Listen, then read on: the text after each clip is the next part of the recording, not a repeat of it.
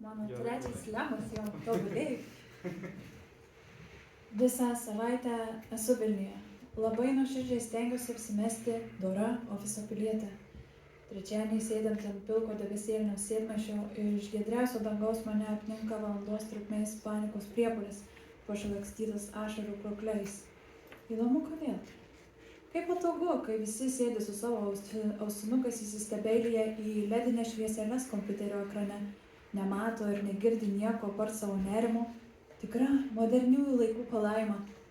Šniurkščiodama nosimi išeinu į lauką surūkyti savo smėlio spalvos aikos.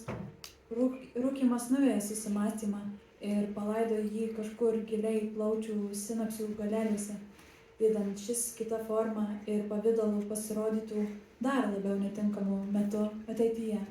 Puiku. Grįžusi į Klaipėdą nenoriu jo matyti, nesu jo pasiilgusi, man spaudžia krūtinę, gulamės ant čiužinio neturinčio rėmo. Jis man kažką sako, kad turiu daryti taip ir ne kitaip, kaip visada. Apsišik galvą. Taip, ką girdėjai, tą ir pasakiau. Mano galva demonstratyviai nukrenta jam nuo rankos. Jis nusisuka, kvėpuoju, veltui. Tai niekada nesibaigs. Mano kvėpavimas, jo kvėpavimas, viskas mane erzina.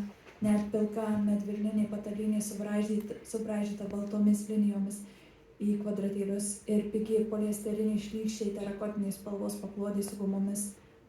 Pakylu nuo čiužinio, drioksinčio tiesiai ant grindų, nes mes nomadai ir ką mums reikia tos prakeiktos lovos. Beje, kažkada tos mūsų pseudo lovos nuotrauką patalpinau savo Instagram istorijoje, jis liepė ją išimti, nes tai gali pakenkti mano reputacijai. Žavu. Einu į darbo kambarį, miegu ant tikros lovos, visi mano daiktai čia. Atrodo, lyg gyventume atskiras gyvenimus vienoje vietoje.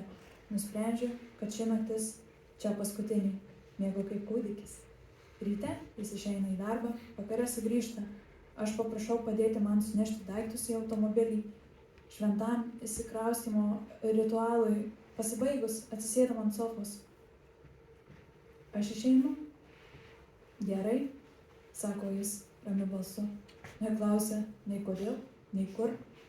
Metus trukęs bendras gyvenimas pasibaigė viso 3 žodžiais. Išeinu į lauką šalia savo nerūdėjančio, mano pačios metus menančio 3 tamsiai pilko golfo. Atiduodu jam mūsų namų raktus, vartų pultelį. Bandau apsikabinti. Jis stovi kaip šaltiena. Nežinoma, pamojuoju išsukdama pro vartus.